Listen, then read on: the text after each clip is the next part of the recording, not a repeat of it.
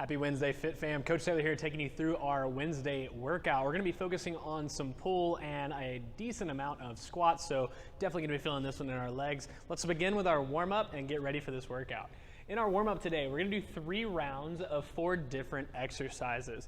For this, we're going to begin with 15 wall angel sits. Now, we've probably done wall angels before. We've probably done wall sits. A wall angel sit is the exact same thing. We're just putting them together. So we're going to place our back against the wall, come down to about a 90-degree bend in the knee and hips so that we're in a good chair position without actually having our chair there. And we're going to take both arms, elbows against the wall, and try to bring our arms straight above us, keeping our elbow and wrist in line with the wall or actually against the wall the entire time. If you can, keep your head against that wall as well. A lot of us have a tendency of reaching that head forward and really arching the back, so we want to keep as much contact with the wall as we possibly can for those 15 reps. Once you're done, you're going to go into 10 curtsy lunges. Now, our curtsy lunges are going to be bringing one leg from a standing position, one leg behind the other, and crossing that midline. So I'm going to take my right leg, leave it placed. I'm going to take my left leg, place it behind me with my left knee in line with my right heel. Keeping my chest up big and tall, right heel on the ground, and we're just going to drive through that right foot to stand up big and tall. That's what we're looking for in that curtsy lunge, and we're going to alternate, or you could just do 10 on the right and then 10 on the left. Just make sure that knee stays in line with the toe and make sure that our chest stays up. We don't start to fall over on that one. We're not bowing. It's not an official curtsy. We want to make sure that we are keeping that chest up big and tall. Then we're going to go into 5 tempo ring rows or bent rows. Now, if you don't have the option of a TRX or rings at your home, many of us don't, you can just perform this with our bent rows. So all we need to do from our bent position, meaning hinging at the hips, pushing the booty back, soft knees, we're going to take those weights or whatever we're using, duffel bag full of books, whatever you might have, and we're just going to pull that with our elbow going behind the rib cage. As long as the elbow crosses the rib cage, we're going to get some good lat activation out of that. So let's make sure we focus on that in our bench row. If you do have the option of a ring row or TRX row, or even some towels tied together, which we can show you here in a moment, then you can use that and do the same movement. You're going to lay underneath the bar or whatever you're using, and the further up you go, the less resistance you're going to get. The more underneath the anchor point you are, the harder this is going to get for you. And all we're going to do is try and pull ourselves up through that TRX or towel that we're using and get that elbow behind the rib cage, same as we would do for a bent row. Once you're done with that, we're going to go to 50 single unders. So we're going to grab a jump rope and we're just going to jump 50 times with our jump rope. Now, if you don't have a jump rope, totally okay. Let's just do 50 jumping jacks or even penguin jumps. Penguin jumps are essentially just jumping in the air and slap your leg while you're in the air. It's going to give you a good cadence of how it should sound when you're jumping rope. It still transitions well to our jump rope if that's something you're working towards. So once you finish all 4 exercises, go through it 2 more times. That's going to be 3 rounds. That's our warm-ups. Follow these videos in just a moment and head through this warm-up so we can get ready for the skill and strength and training section. We'll see you when you get back. All right, so for our skill and strength section today, we're going to be focusing on some pistols. It does feel kind of like the Wild Wild West out there today, so this is a good time to start working on things like our pistols and really isolating those legs and trying to work on some of our mobility and strength. A great way to do that is through these pistols. We're going to be doing sets of 8 to 10.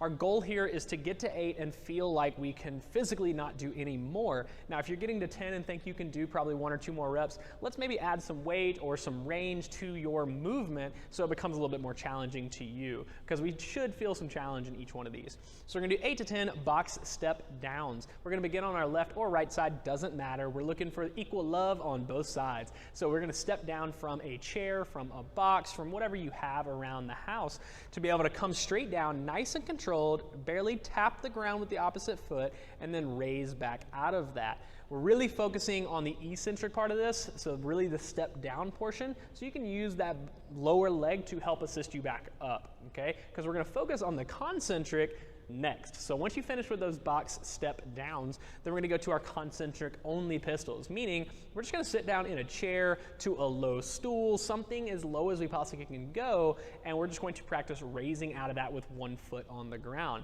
So feel free to use both feet to lower down into that squat position and sit down on whatever item you're using, and then remove 1 leg, placing it out in front of you, and drive through that leg that's still planted.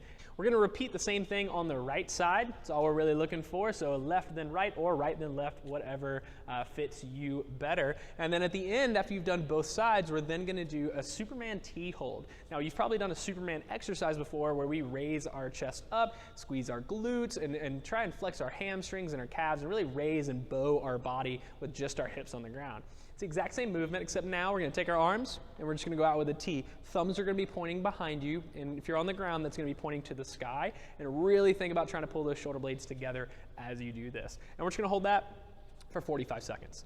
If you can make it to 45, great. If you want to go a little longer to a minute, that's okay too. And if you need to, you can shorten that down to about 30 seconds. But try to hold that and really just remember to breathe as you're doing this. 3 rounds. Going through those, really just 3 exercises is all we're looking for. You're going to feel this a lot in your legs, so move at your own pace. Watch these videos for some tips on your skill and strength section with these pistols. We'll see you for the training right when you get back. Hey, welcome back. Great job with your skill and strength section. I know those pistols probably shot your legs, pun intended. Let's make sure that we foam roll and do a couple things at the end of the workout so we can flush out some of that stuff that I know is hurting and burning right now.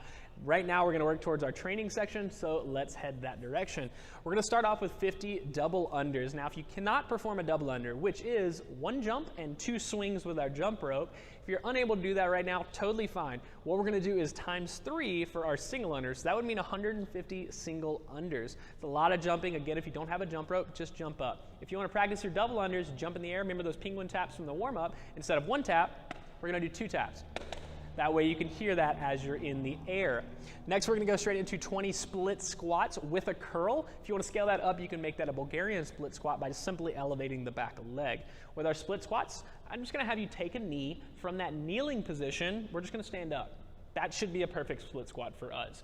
Once we're in that standing position, we're going to grab onto our dumbbells, simply going to hover that bottom knee just above the ground, perform 1 curl, and then stand up from that split squat. And then we're going to do the same thing for 20 reps. I want you to switch the lead leg at 10 though. So halfway through, if my right leg's forward, I'm going to put my left leg forward. So that way it's 10 on each side. Again, if you want to do Bulgarian split squats, exact same movement, but we're going to elevate that back foot where it's on a box or a chair or a stair that you have at your home. Anything like that can work just fine. Next is our 5 plank pull-throughs with our hands underneath our shoulders, feet in line with the hips, nice strong plank position as if someone's going to walk across my back for whatever reason. I'm then going to grab onto my dumbbell and I'm simply going to pull it to the opposite side. Place the hand on the dumbbell, pull it to the opposite side. The thing to watch for on this one is a lot of hip shift. We don't want the hips shaking all over the place, so make sure that we are nice and stiff throughout this entire movement. Last is a man maker. You get 1 chest hair for every man maker. Just kidding.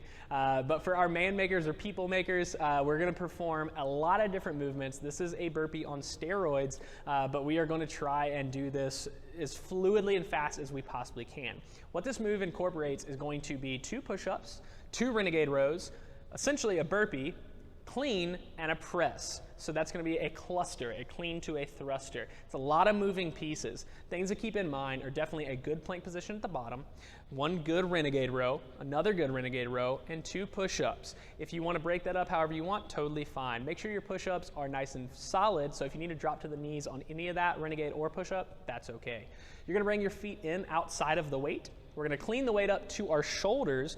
From here with the weight, we're simply going to squat all the way down, and as you stand up, we're going to begin to press the weight overhead. That's 1 rep. It's a lot of moving pieces. You got 5, so let's work through this as best we can.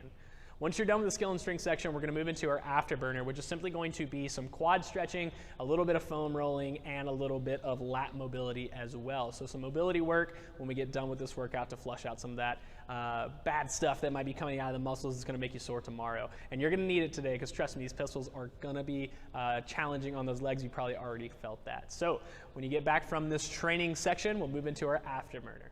Great job in the training section. The last thing we're going to do today is going to be that afterburner. All we want to focus on is some myofascial release. So we're going to grab our foam rollers, our basketball, baseball, football, whatever you have. Just remember, the smaller and harder the object, the less kind it's going to be to you.